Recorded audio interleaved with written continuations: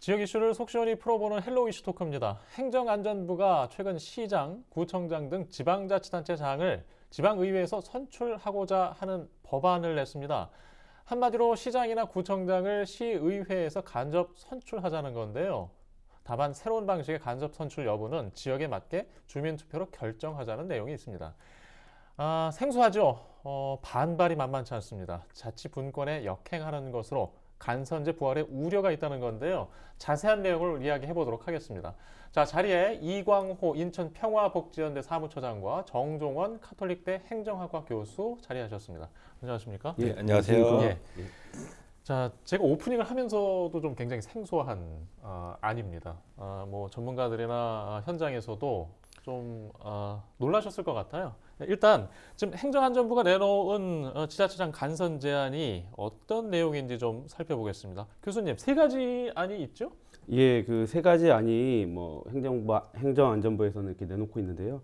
첫 번째가 지방의회가 이제 단체장을 선출하는 방법, 그리고 지방의원 가운데에서 이제 단체장을 또 뽑는 방법인데요. 그게 이제 의회 안에서 뽑을 수도 있고 외부에서도 뽑을 수 있는 안이 되겠습니다. 세 번째는 단체장은 주민이 직접 뽑되 단체장이 갖고 있었던 권한이죠.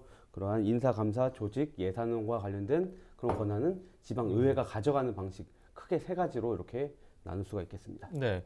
이 보니까 뭔가 전문성을 더하려는 그런 내용이 있는 것 같기도 하고, 보니까 이게 저도 이제 들어오기 전에 잠깐 찾아봤는데 뭐 미국식 일부 주의 방법이기도 하고, 또 한 가지는 영국 내각제를 흉내낸 것 같기도 하고, 또 하나는 뭐 일본식도 있고 뭐 그런 것 같아요.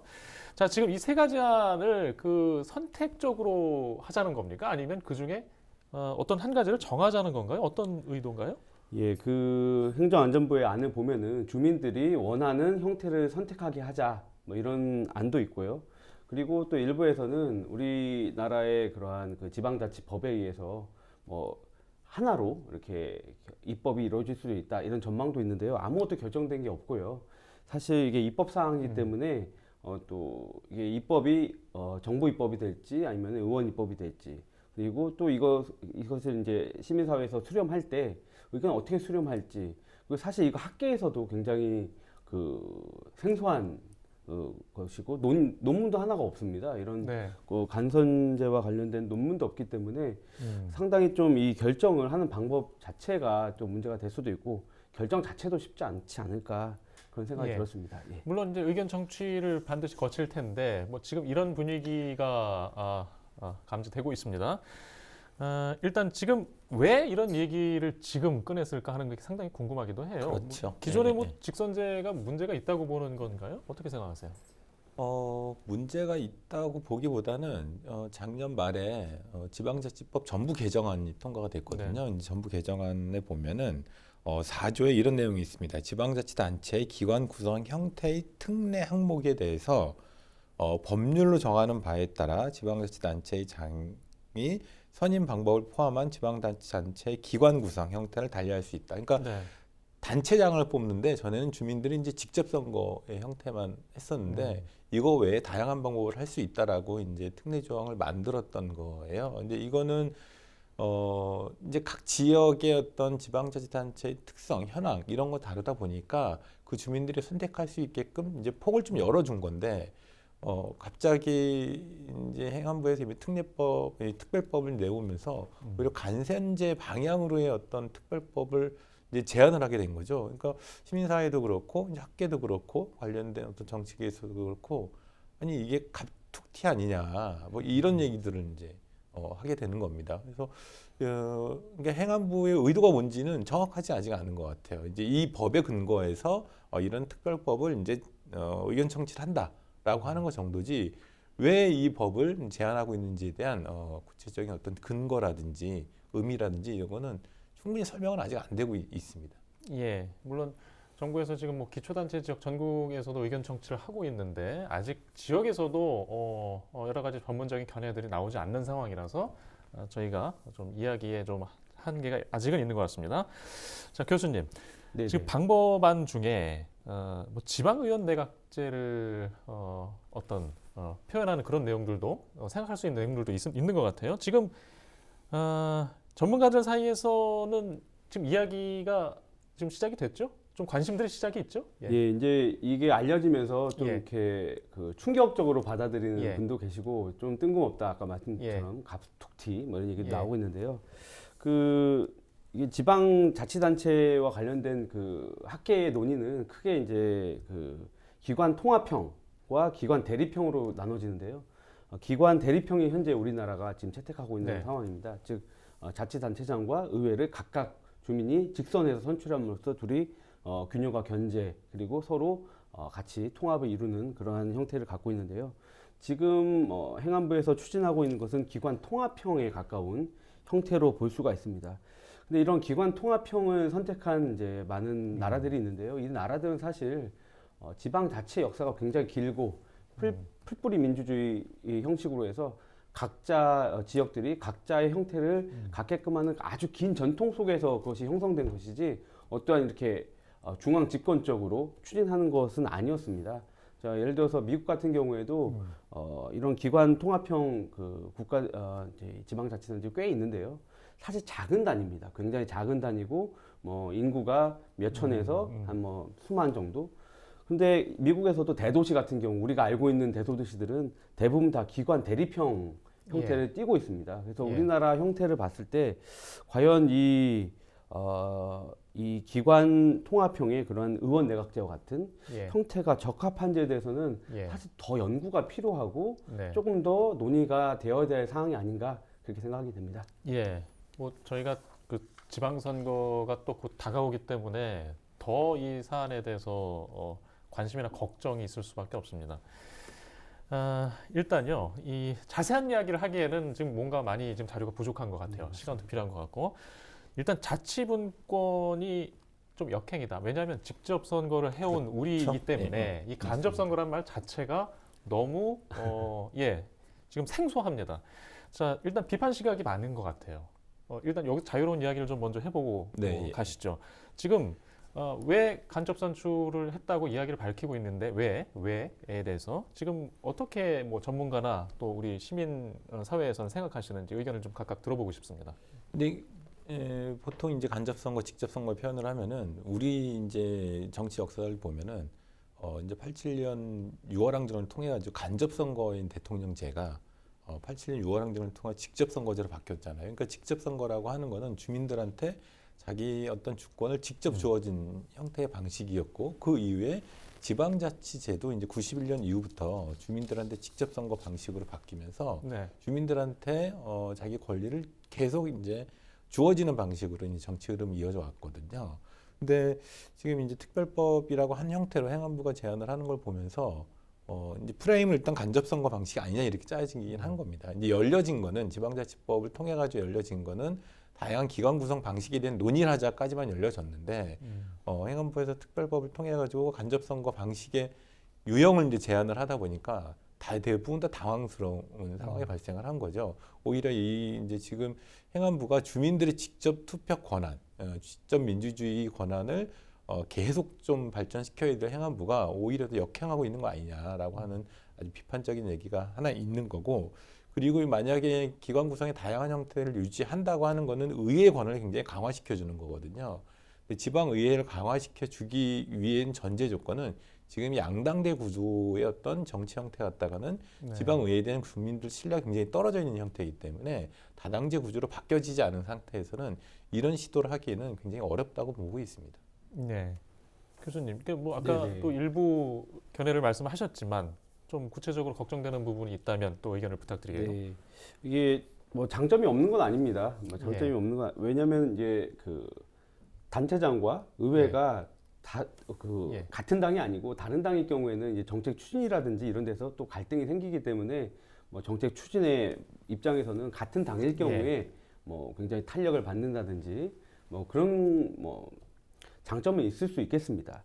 그러나 이 간접 선출의 관점을 봤을 때 현재의 제도적 정합성이 과연 맞는가 그런 생각이 듭니다. 즉 우리나라의 현재 지방자치의 그 역사를 봤을 때 굉장히 강시장 체제잖아요. 시장이 많은 권한을 갖고 있고 시장에 의해서 뭔가 지방자치가 주도되는 상황이고 지방의회는 그걸 견제하는 어떻게 보면은 그런 형태로 갖고 있는데 만약에 이 간접 선거 형태로 되었을 때 이런 기관 대립형 제도가 과연 정합성이 있겠는가 그런 것들이 좀 우려가 될 수 있고 또 하나의 이제 우려되는 부분은 그럼 만약에 간접 선출을 하게 될 경우에 지방 의회가 선출한다든지 할 경우에는 예. 또 중앙당이나 지역구의 그러한 국회의원의 입김이 작용한다든지 그렇죠.